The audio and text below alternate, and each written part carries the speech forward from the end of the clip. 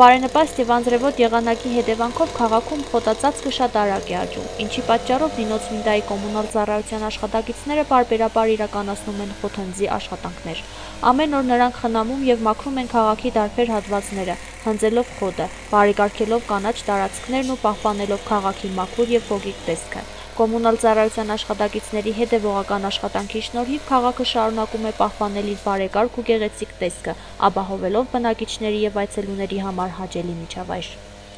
Կերտան վերի սադը չենք այ եղանակն արև է, թոն է, անձրև է։